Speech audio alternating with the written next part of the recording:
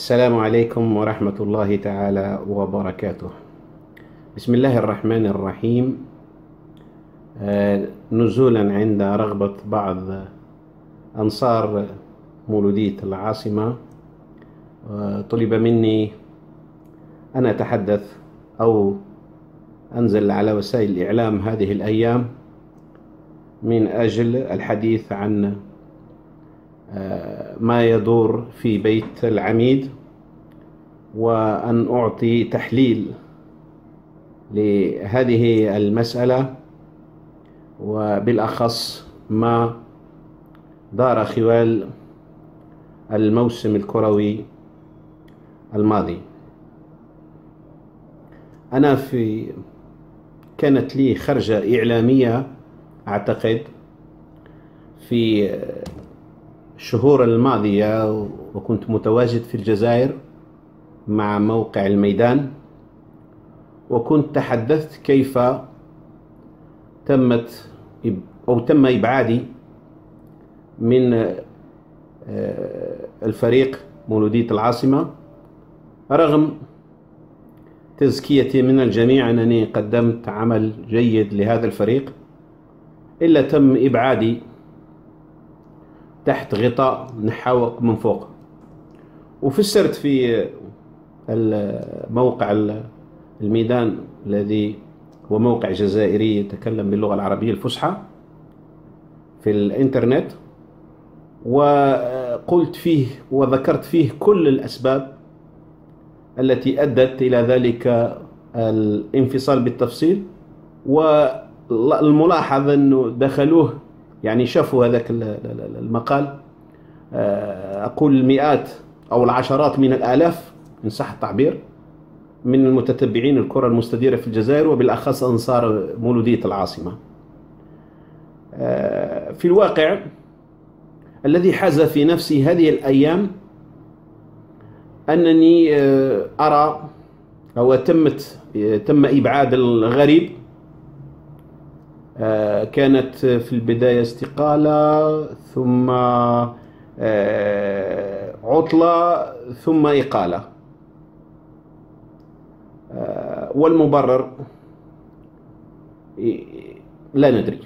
المهم تم إبعاد الغريب، وهو فعلا غريب.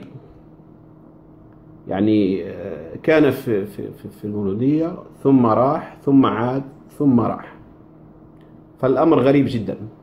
معليش، ليس هذا الموضوع الذي طلب مني أن أتحدث من أنصار مولودية العاصمة. أقول كان من المفترض على مجلس الإدارة أن يعقد اجتماع لأمرين: لتقرير تقييم الوضع، للتقريرين: التقرير الأدبي والتقرير المادي. التقرير المادي نعلم أنها صرفت أموال كثيرة، والتقرير الذي يهمنا هو التقرير ويهم الأنصار بالدرجة الأولى هو التقرير الأدبي، أي في المصطلح الكروي هو التقرير الفني، يعني ما هي نتائج هذا الفريق.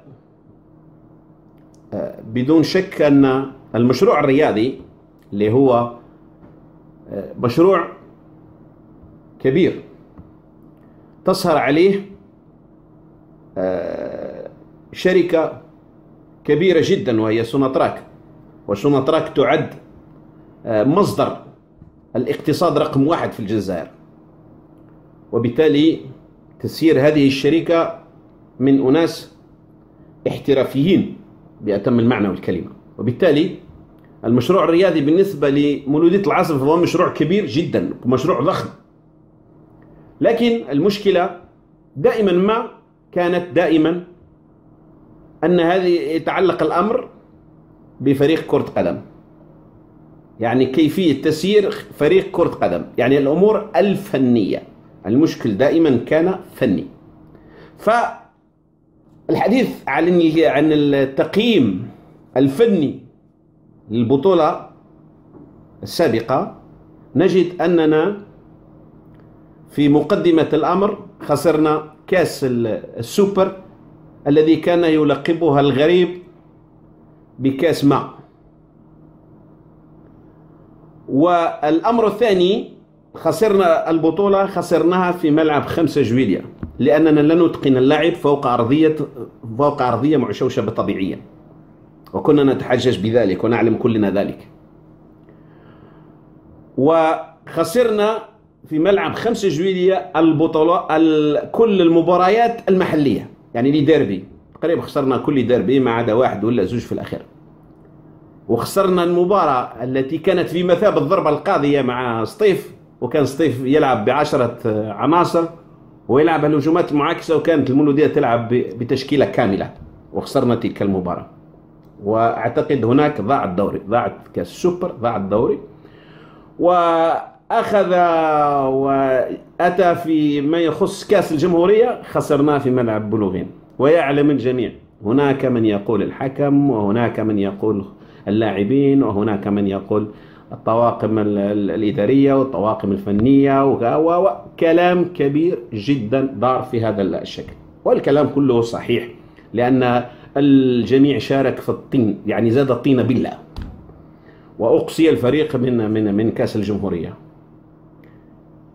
ولم يبقى لنا إلا كأس الكونفدرالية. والجميع يعلم أن كأس الكونفدرالية، الفرق التي تشارك في كأس الكونفدرالية هي الفرق التي تكون تتحصل على الرتبة الثالثة والرتبة الرابعة والرتبة يعني فرق من الدرجة الثانية في بلادها. والمستوى كان فعلا نازل، وبدليل أن شفنا المنافسين الذين نافسناهم كانوا كلهم متواضعين، يعني ما عدا.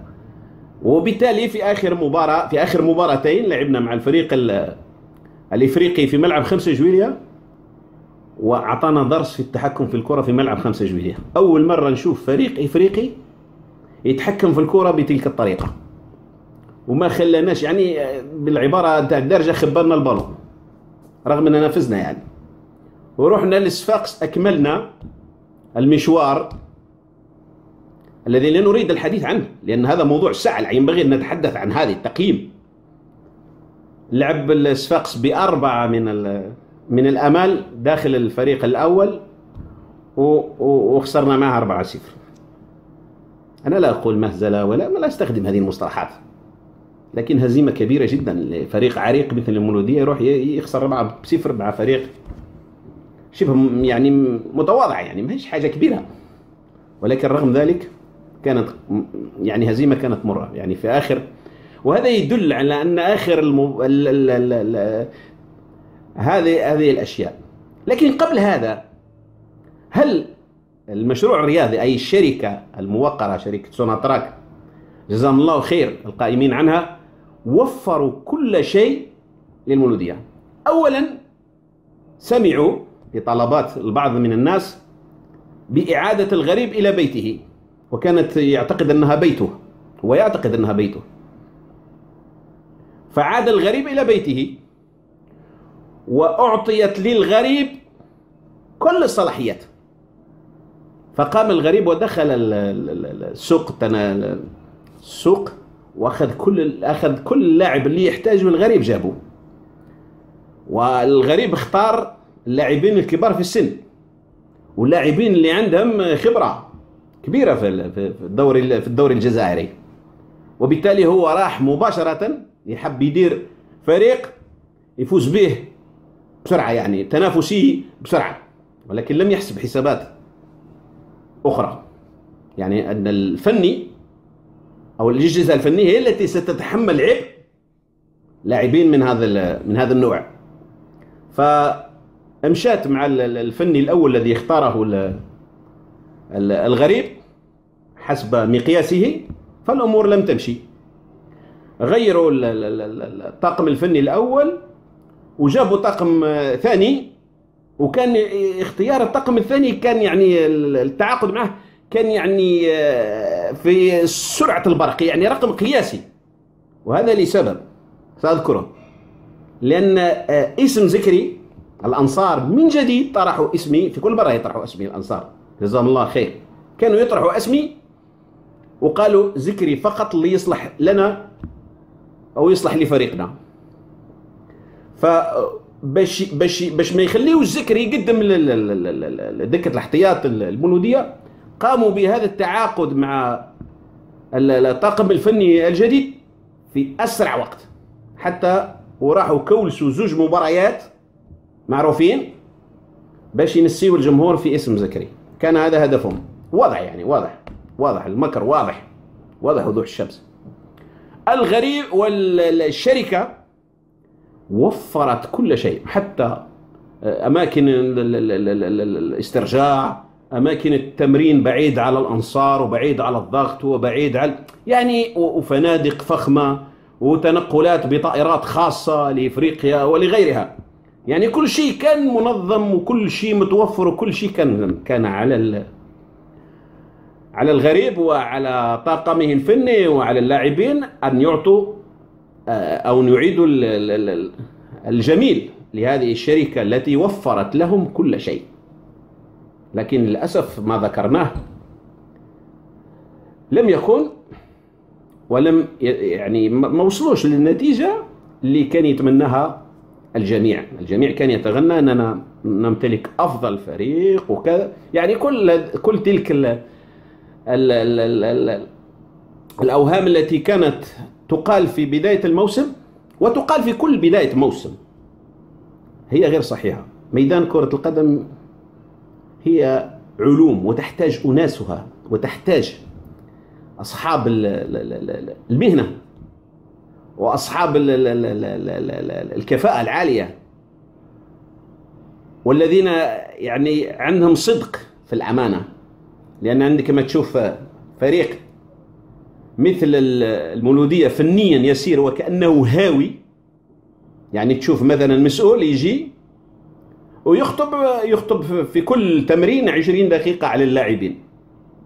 ما دور هذا المسؤول هنا؟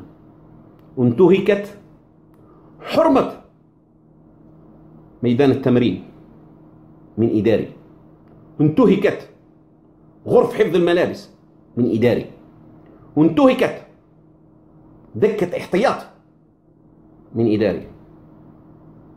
أين هي أخلاقية هذه المهنة؟ كيف نريد أن نصنع فريق؟ كيف نريد أن تكون لدينا نتائج؟ والمشكلة هي دائما. إذن المشكل في المولودية ليس في الرئيس. كم من رئيس تداول في عهد الشركة تداول على المولودية؟ كم من واحد، مع احترامي للجميع،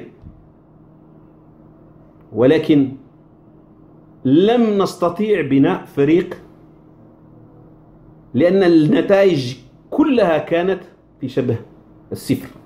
النتائج كلها كانت كارثية. لماذا؟ لأن السبب الوحيد أن المشروع الفني غير متواجد.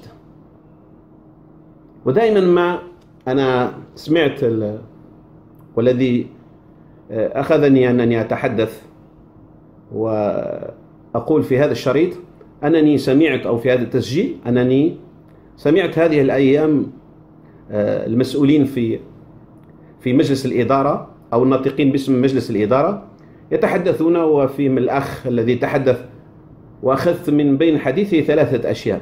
أولا قال: أنا جلست مع بعض الأنصار وتحدثت مع بعض الأنصار من أنصار المولودية. أنا أقول له: أنصار المولودية موجودين في 48 ولاية. المولودية ملك للشعب الجزائري وملك لكثير من الأنصار في كل الولايات. وإذا أردت أن تسمع أنصار المولودية الأقرب إليك والحقيقيين فما عليك إلا أن تنزل باب الواد، وستكتشف بنفسك أن المولودية التي تلعب داخل الميدان، أو هذه المولودية التي تلعب داخل الميدان، بعيدة جدا عما يتحدث عنه الأنصار. يعني الأنصار في واد وهذه المولودية في واد آخر. ستكتشف ذلك، وحينها ستغير رأيكم في كيفية النهوض بهذا الفريق. هذا النقطة الأولى. النقطة الثانية التي أعجبتني عندما تكلم الأخ الكريم وقال أن هذا الفريق هو من ملك الجمهور ومن ملك الشعب، شعب العميد. هل للمالك أن يعطي رأيه؟ إذا كان الإنسان يملك حاجة ممكن يديسيدي هو ولا يعطي رأيه هو على الأقل. هذا الجمهور عمره ما كان رأيه هو اللي يمشي، دائما العكس.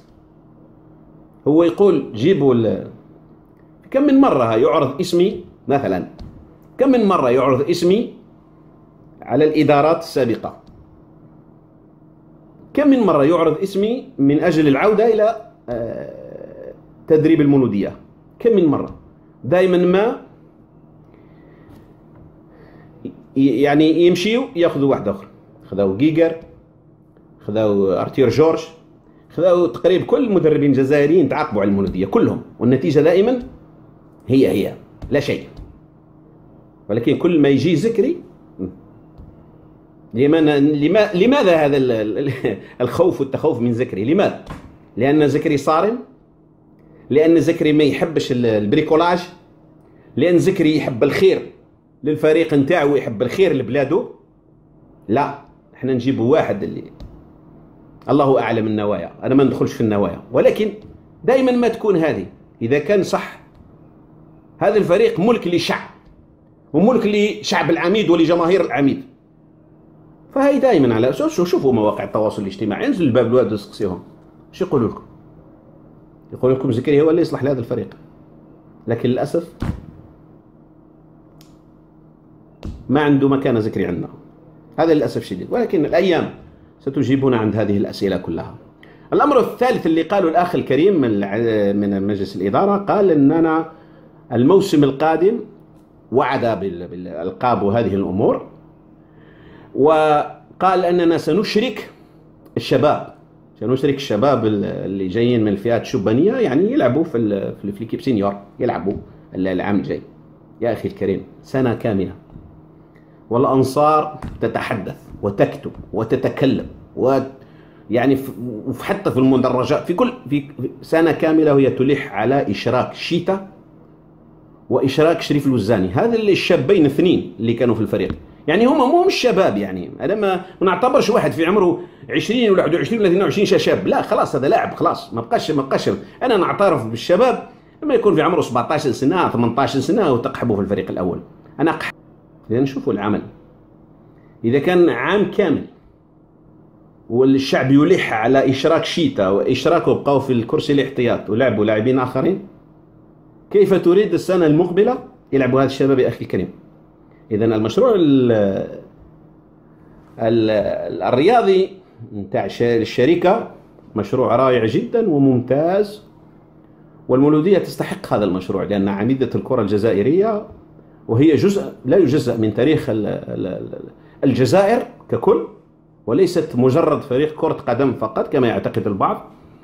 ولكن المشروع الفني دائما ما يكون هكذا، جيبوا الرئيس اللي تجيبوا.